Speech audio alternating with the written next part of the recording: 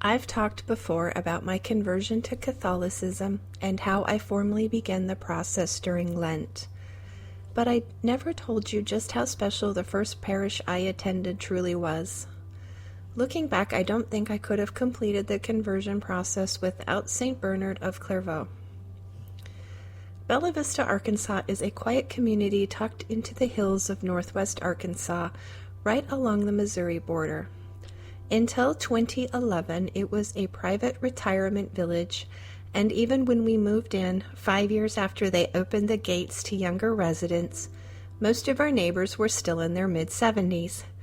It was a sleepy place full of fishing, golf carts, and early bedtimes.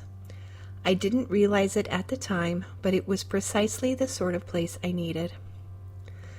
My body had already made it clear that I could no longer keep up with the hustle of the corporate world, and I was having a difficult time adjusting from the sharp rhythm of full-time work to the unstructured and often uncertain life of writing and photography.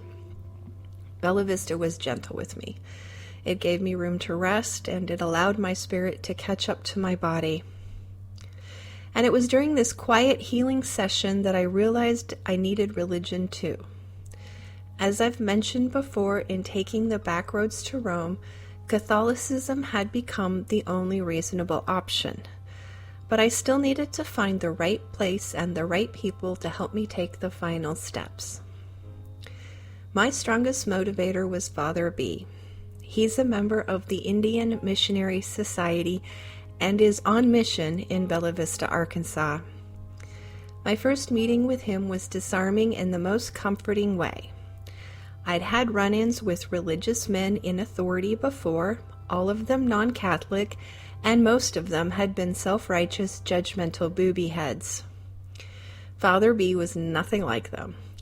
And as someone whose philosophical background leaned heavily on Buddhism and Stoicism, sitting across from an Indian priest who spoke calmly, barefoot, and cross-legged in his chair felt familiar and unexpectedly safe.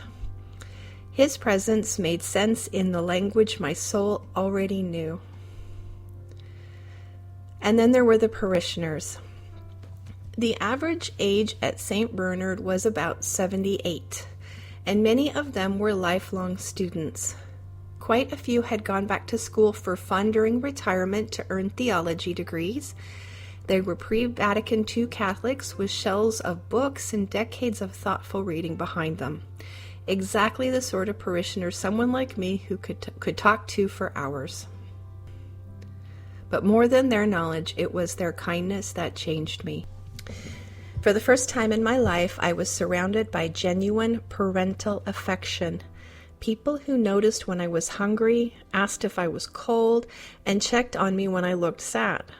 They offered the sort of steady, uncomplicated love I've never experienced growing up. It was bewildering at first, then healing, deeply healing. Of course, nothing ever goes exactly according to plan, and neither did my conversion. But I had a whole community walking beside me, and St. Bernard was the perfect environment in which to fall into faith.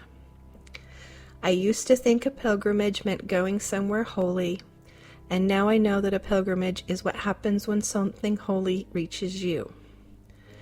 Nothing about my journey was direct. It was the long way around, the back road route, the slow winding path that made no sense at the time, but maybe that's why St. Bernard mattered so deeply. It was the first place where the long way finally began to feel like the right way. That little parish was the first place in my life that felt safe, steady, and surprisingly tender. The first place where I could rest long enough for faith to take root. It wasn't Rome, it wasn't grand, but it was where something holy found me. Every pilgrimage starts somewhere, and mine started at St. Bernard of Clairvaux.